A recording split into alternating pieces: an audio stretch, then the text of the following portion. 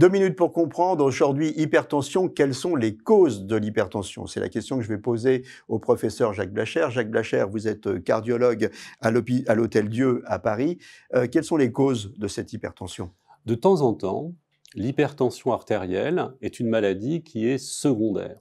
Secondaire à d'autres maladies, à d'autres désordres.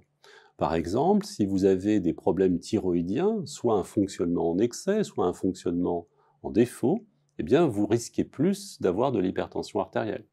Si vous avez une maladie des reins, vous êtes souvent hypertendu. Si vous avez un diabète, vous devenez souvent hypertendu.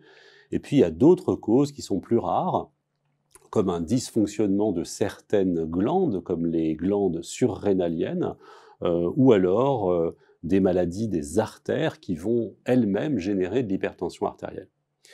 Mais en fait, toutes ces maladies, qui sont des maladies qui génèrent finalement peu du collectif des hypertendus, eh bien, doivent être éliminées lorsqu'on fait le bilan d'un hypertendu. Mais la plupart du temps, on ne retrouve pas de cause à l'hypertension artérielle. Et on dit en médecine que l'hypertension artérielle est, dans 95% des cas, une maladie essentielle. Alors, essentiel, ça veut dire quoi? Déjà, essentiel, ça veut dire que les docteurs ne comprennent pas très bien. Mais ça reste entre nous, bien sûr.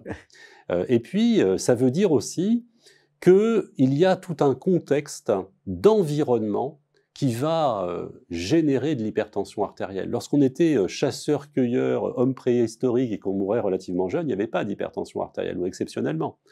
Aujourd'hui, l'environnement, c'est l'environnement défavorable, c'est la malbouffe, c'est l'obésité, c'est la sédentarité, c'est l'augmentation de consommation de sel, d'alcool. En 5 secondes, c'est l'hérédité aussi? Un tout petit peu, mais dans l'hérédité, il y a aussi ce que nous transmettent nos parents en termes de comportement. Voilà, l'hypertension, en tout cas, elle est à surveiller. Nos émissions vous plaisent, alors aidez-nous à faire grandir la chaîne pour parler santé au plus grand nombre. Partagez, likez, abonnez-vous.